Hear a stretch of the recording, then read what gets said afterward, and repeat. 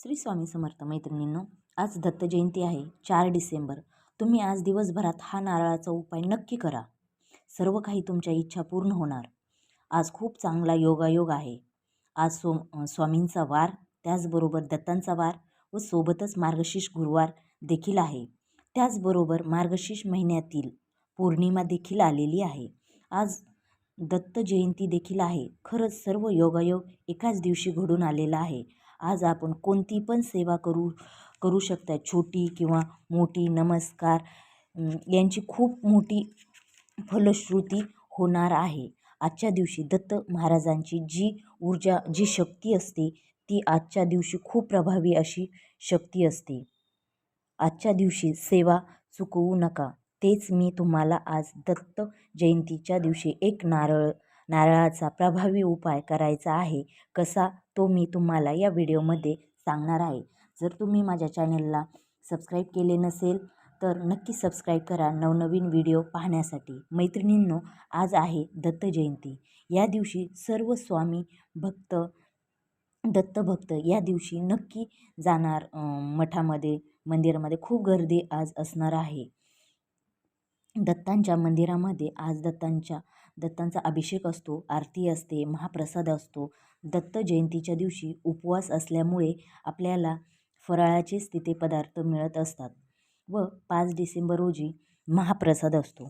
त्या दिवशी अन्नाचा प्रसाद असतो. परंतु 7 दिवस ज्या भक्तांना बिलकुल सेवा करायला भेटली नाही, त्यामुळे 4 डिसेंबर रोजी बरेच भक्त नामस्मरण करत असतात. अशा सेवा आज ते बरंच करत असताना त्याची फलश्रुती नक्की भेटत असते.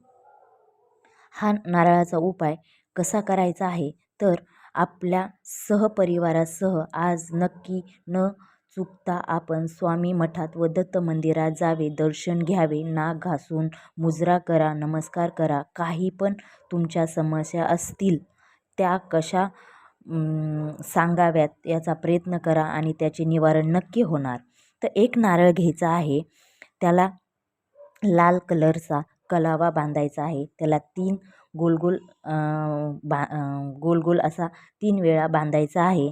त्याचबरोबर खडी साखर घ्यायची आहे, अगरबत्ती घ्यायची आहे, पिवळ्या कलरची फुलं घ्यायची आहे. त्याचबरोबर चाफ्याचं फूल घ्यायचं आहे. तिथे गेल्यानंतर, मठामध्ये गेल्यानंतर स्वच्छ पाय वगैरे धुवायचे आहे. नारळ वगैरे फूल हे हातामध्येच ठेवायचे आहे. आतमध्ये गेल्या गेल्या तुम्हाला औदुंबराचे वृक्ष दिसतील व आपण अगोदरच पाय वगैरे स्वच्छ केलेले असते, त्याच्यामुळे हातात नारळ घेऊन औदुंबराची पूजा करून आपणाला 11 वेळा प्रदक्षिणा घालायची आहे. 11 वेळा प्रदक्षिणा घालत असताना आपल्याला दिगंबरा दिगंबरा श्रीपादवल्लभ दिगंबरा असं म्हणत 11 वेळा प्रदक्षिणा गोल अशा मनातून अशी बोलायची आहे आणि प्रदक्षिणा घालायची आहे. त्याच्यानंतर आपल्या हातातील साहित्य खाली कुठेही ठेवायचे नाही. त्यानंतर आपण ते साहित्य घेऊन स्वामींच्या गाभाऱ्यात जायचे आहे किंवा त्यांच्या पादुकाजवळ जायचे आहे व नारळ हा हातातच ठेवायचा आहे व तुमच्या मनामध्ये जी काही इच्छा आहे, जी कठीणातील कठीण इच्छा आहे, काही तुमचा प्रॉब्लेम असेल पण पूर्ण होत नाही, संकट असेल, अडचण असेल, ते सर्व त्या नारळाजवळ बोला. यातून नक्की मार्ग दाखवा असे बोला. लवकरच याचे फळ प्राप्ती भेटावी असे म्हणून ते सर्व साहित्य स्वामी महाराजांच्या समोर ठेवावे. म्हणजे स्वामींच्या पादुकाजवळ नारळाची शेंडी ही स्वामींकडे करावी व फूल ठेवावे. नाक घासून नमस्कार करावा, त्रिवार मुजरा करावा. खरंच दत्त जयंतीच्या दिवशी नक्की तुमच्या इच्छा बोला, श्रद्धा ठेवा, विश्वास ठेवा. नक्की तुम्हाला मार्ग भेटेल.